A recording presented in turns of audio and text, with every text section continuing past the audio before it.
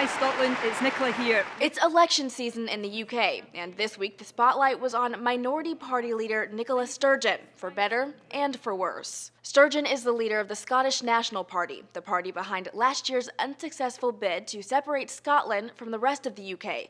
She took over from previous leader Alex Salmond in November. The party's new leader started making waves this week after she stole the show during the ITV Leaders Debate Thursday. I think we've seen tonight from this discussion why we really need to break the old boys network at Westminster, because frankly, none of these guys can be trusted when it comes to tuition fees. Her strong performance earned Sturgeon a hero's welcome back in Scotland, which is important because the region could end up being the key to this year's elections. Her party is projected to pick up more than 50 seats in Parliament during the general election, which would give it enough leverage to form a coalition government with the Labour Party and oust the Conservative Party from power.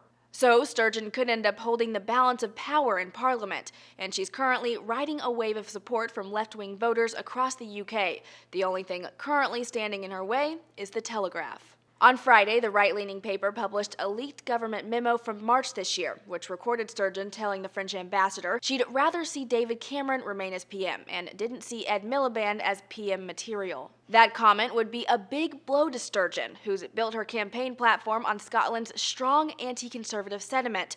It would also erode support for her party from Labour voters across Britain. The Telegraph's article has put Sturgeon on the defense. She's since denied making those comments. There is no attraction to me whatsoever of a Tory government. She's accused the government of dirty tricks and called for an inquiry into how the memo was leaked. And she's repeated her call for a coalition government with Labour in a Guardian op-ed, calling on party leader Ed Miliband to join with us in locking David Cameron out of Downing Street. Miliband, who has been strenuously resisting the idea of a Labour Scottish National Party coalition, is seizing on the memo to try and claw back some of SNP's momentum.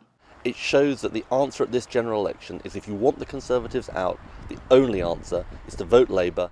If Sturgeon does make inroads into the UK's next government, she's likely to push for more autonomy for Scotland and a freeze on the country's Trident nuclear program. For Newsy, I'm Jasmine Bailey.